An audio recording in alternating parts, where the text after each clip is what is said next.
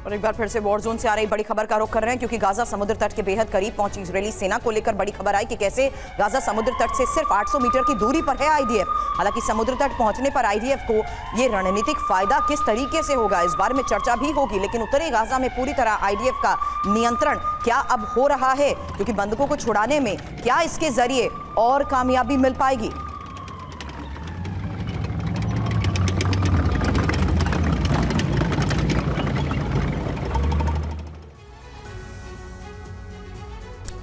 तो हमास का अंत एट 800 मीटर। सवाल यही है कि जिस तरीके से हमास पर ताबड़तोड़ हमले चल रहे हैं और बार बार नेतन्याहू दोहरा रहे हैं कि हमास का अंत होगा, जरा नजर डालते हैं इन कुछ अहम फैक्ट्स पर। गाजा समुद्र तट से बेहद करीब इजरायली सेना, जी हां, गाजा समुद्र तट से सिर्फ 800 मीटर की दूरी पर है आईडीएफ। हालांकि समुद्र तट पहुंचने पर आईडीएफ को बड़ा रणनीतिक फायदा जरूर हो सकता है और उत्तरी गाजा पूरी तरीके से आईडीएफ के नियंत्रण में अगर आ जाता है तो जाहिर सी बात है रवि, ये संभव हो पाएगा इस लिहाज से समझना कि हमास के कब्जे से बंधकों को छुड़ाने में भी इसके जरिए कामयाबी मिल सकेगी।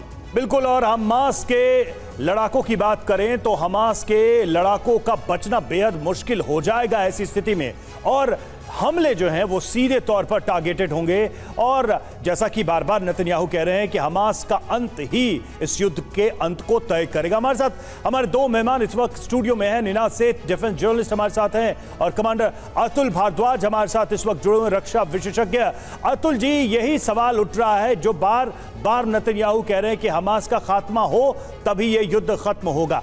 कितने करीब या कितने दूर नजर आ रहे हैं नेतन्याहू, या आईडीएफ की सेना कितनी करीब या कितनी दूर आपको नजर आ रही है अपने इस लक्ष्य से?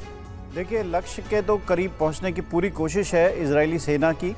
और जैसा कि कहा जा रहा था कि ग्राउंड ऑपरेशन बहुत देर बाद स्टार्ट हुए हैं और लिमिटेड वे में स्टार्ट हुए हैं। और क्योंकि सबसे बड़ा मसला ये है इजराइल के पास कि क्या वो किस तरीके से, क्या वो ऑक्यूपाई करे जगह को या ऑपरेशंस जाए अंदर मार के फिर बाहर आ जाए, तो ये एक बड़ा सवाल है अभी। और इंटरनेशनल प्रेशर भी है उनके ऊपर कि कोलैटरल डैमेज कम से कम सिविलियंस मरें।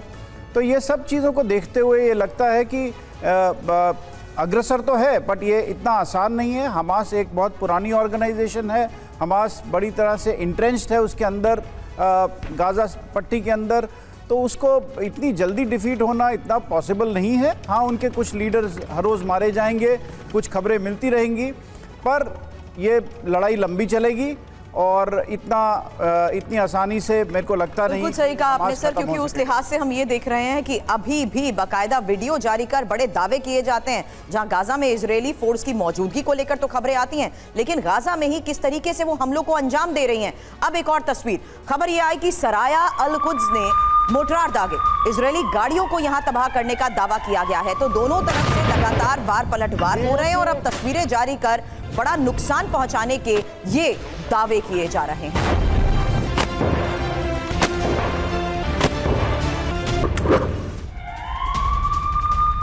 और गाजा में हमास का आईडीएफ पर हमला, हमास ने जारी किया हमले का वीडियो, लाइव ड्रोन अटैक का वीडियो जारी किया।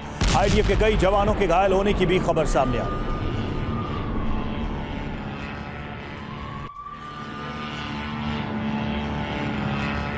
ये देखिए ड्रोन अटैक की तस्वीरें, किस तरीके से ड्रोन से ये बॉम्ब नीचे गिराया जा रहा है और वहां पर देखिए जो सैनिक मौजूद हैं उन पर यह हमला होता है और ये दावा किया जा रहा है कई सैनिक घायल हुए। ये देखिए तस्वीर।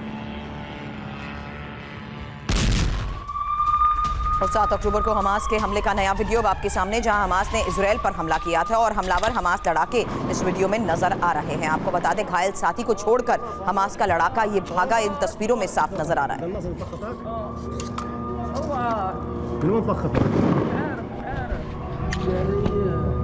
قول يا رب واشهد ان لا اله الا الله واشهد ان محمد رسول الله.